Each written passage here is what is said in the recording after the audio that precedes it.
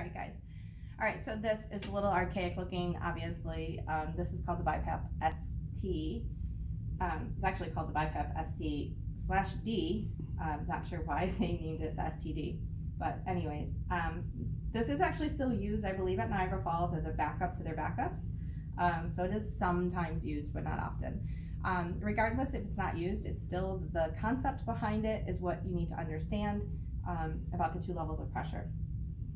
Most of the BiPAP tubing looks like this, where you'll have the long tubing that connects to the end of your mask, and then there is a pressure or manometer tubing here, and it goes to there. And then over on this one, because again, it's a little older, this right here is our tubing monitor, so that's where it measures the pressure. So when this was still in use, this was the actual system of what healthcare providers would look at. If this was used at home, this is back here, is where you would make all of the changes in the settings. Okay, so if this was just a at-home unit and the patients were using it at home, this is where they would do their setups. So everything that's back here, that sounds wonderful, is actually right here. So you're just going to turn it on here. And since I don't have a mask to it, I'm just going to use my hand to simulate pressures. All right, so over here are our controls, and here is what's going to be the select display. So right now it's selecting IPAP, so it's showing us that we have an IPAP of about 3 right now running. Or I could do EPAP, which is not currently in place, and then our estimated tidal volume and a leak. Okay, so I'm going to turn that back to that. And then here is set recorder, okay? And here is where, what are we going to be setting in place, okay? So what are we going to be setting? So my pressures that I'm going to be setting here, here's my IPAP, EPAP or CPAP, and then these are the different modes that we're going to go into. So let's set my IPAP for right now. So I have the display in IPAP, my knob is in IPAP as well, and I'm going to push this button in order to increase my IPAP. So I'm going to try to get it to about 8 or 10. Let's go with 10. Okay, so I have about 10 for an IPAP. Now I'm going to turn this to display my EPAP, and I'm going to turn this as well to set my EPAP. Now right now my EPAP is again about 2. I'm going to try to set that to about 4 or 5.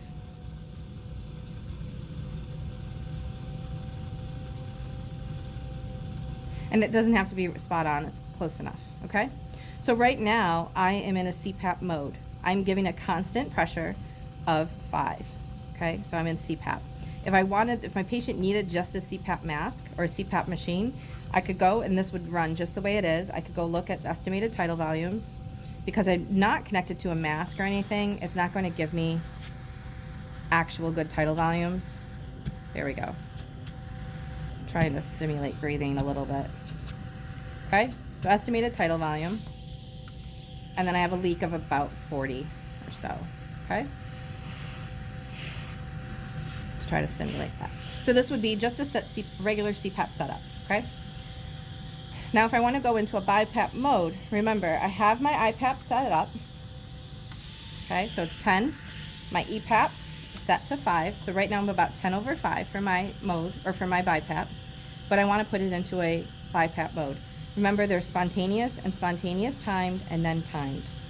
So if you look, this color matches the blue to spontaneous.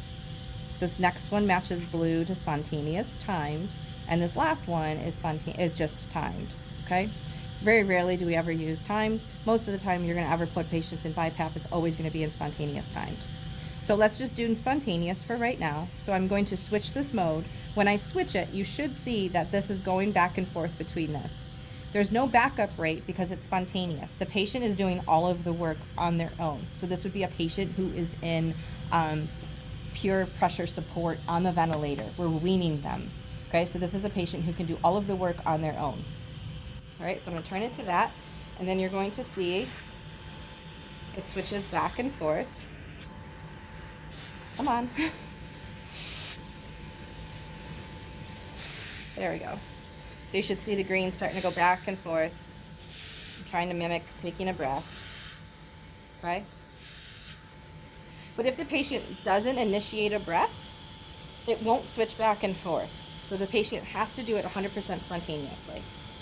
So when we would use spontaneous timed, so our patient that's waking up from surgery, okay, and he's not quite awake yet, and they want to put him on BiPAP. Maybe he's got a little atelectasis happening, and he's not quite awake yet, and maybe he's only breathing at a rate of 8. If this senses that he's not taking enough breaths, you'll start to see it switching, okay? It's going to say, hey, you should be taking more breaths. I'm going to give you those breaths, and it's going to switch back and forth between its I time and E time, or EPAP, IPAP and EPAP. This, if we wanted to get into a timed mode, we would turn it to timed, and then we would do the percentage of how much is untimed. Again, not something that we're really going to be concerned about, okay? So really, I want you to guys pay attention to spontaneous and spontaneous timed. And if you can go back and forth and watch how the length goes back and forth. Now we're going to go look to see what is my estimated tidal volume.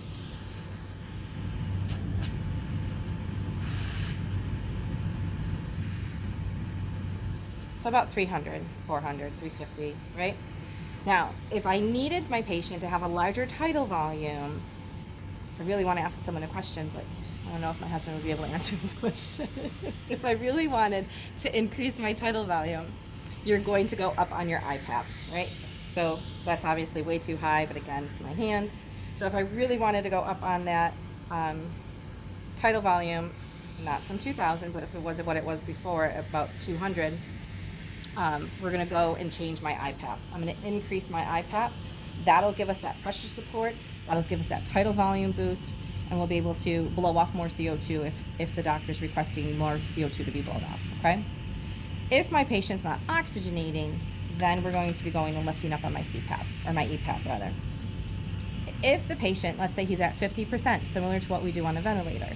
If the patient's at 50% and he says his PaO2 is still only in the mid-70s, he wants us to go up on it, but he doesn't want to go up on his FiO2, then we're going to increase both his IPAP and his EPAP equal distances. So if we go up on his EPAP 2, you're going to go up on his IPAP 2 to maintain that pressure support distance, okay? If you go up just on the EPAP, you've just decreased your IPAP. So now you've decreased your pressure support. So we don't want to do that unless the doctor requests it based on blood gases. I'll be giving you guys some case studies to go along with this, so that'll help you guys understand that pressure support and when we're going to be lifting up the IPAP to make bigger tidal volumes, or if we're going to make them smaller to make smaller tidal volumes based on blood gases, okay? Okay, so same principle applies as we did for the ventilators with doing tidal volumes and respiratory rates to blow off CO2 and keep an FiO2 similar to oxygenation issues, okay? All right. So I don't think, oh, we can check for leak again too. So there's a 13 leak. All right. So again, so IPAP, okay, if I wanted to see what my IPAP is, this is straight just CPAP mode right now. But then if I switch this onto my spontaneous or my spontaneous timed, I am now in a BiPAP mode. And this, all this does is monitor the pressures that we're getting. Okay. All right. I think that's it for this video.